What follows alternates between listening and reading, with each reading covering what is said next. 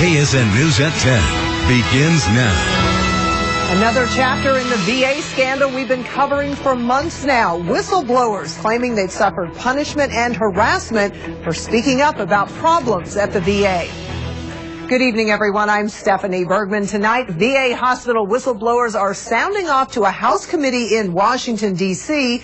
as the federal government works to get to the root of the problems at veterans hospitals all across the country. KSN's Brian Miller is here tonight with our continuing coverage. That's right, Steph. Now, according to federal investigators, there are nearly 50 pending claims by whistleblowers accusing higher-ups of covering up those claims and even punishing them for speaking out. For about 2 months now, KSN has been investigating claims of poor care at the VA hospital in Wichita, going inside to look for answers and interviewing veterans, some whistleblowers themselves. Retaliation has been relentless. On the heels of our findings and others across the country, hearings like this one in Washington, D.C. are becoming more common. Routinely intimidated any employee who brings forth information that is contrary to the public image that the VA wishes to project. As the House Committee on Veterans Affairs hears from whistleblowers who claim they've become targets, Representative Tim Hillskamp serves on the committee. I had 3 to 4 whistleblowers. I showed up unannounced for a surprise visit to a facility.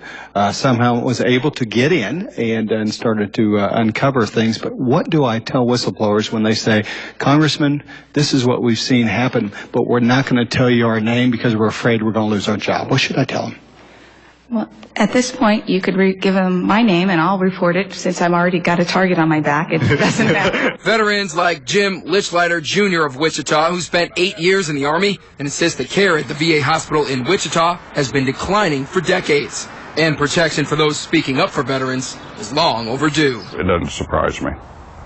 I wish they would do something to prevent that from happening, because it's because of them that we get the care we do have currently. Senator Jerry Moran appeared on KSN News last week to talk about the importance of these hearings and the need for change. So what we're going to be trying to do is make certain that there is change. There's actual follow-up as compared to damage control. We've experienced damage control for a long time. 4 whistleblowers spoke at the hearing, the first of what could be several more like it. There's a culture of incompetence, indeed arrogance, and retaliation against those who are trying to work for better care. The committee is now exploring harsher penalties for employees who retaliate against whistleblowers. Brian Miller, KSN News. All right, thank you, Brian. This here comes just days after it was reported that VA officials at some of the most delay-prone VA facilities actually received millions in bonuses. A whopping 80% of senior executives at the Department of Veterans Affairs received the bonuses. More than 350 were paid a total of $2.7 million last year.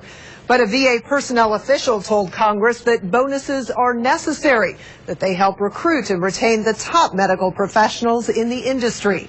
KSN has been all over this story for months. You can see all of our coverage, including our exclusive look inside the Wichita VA, on our website, ksn.com.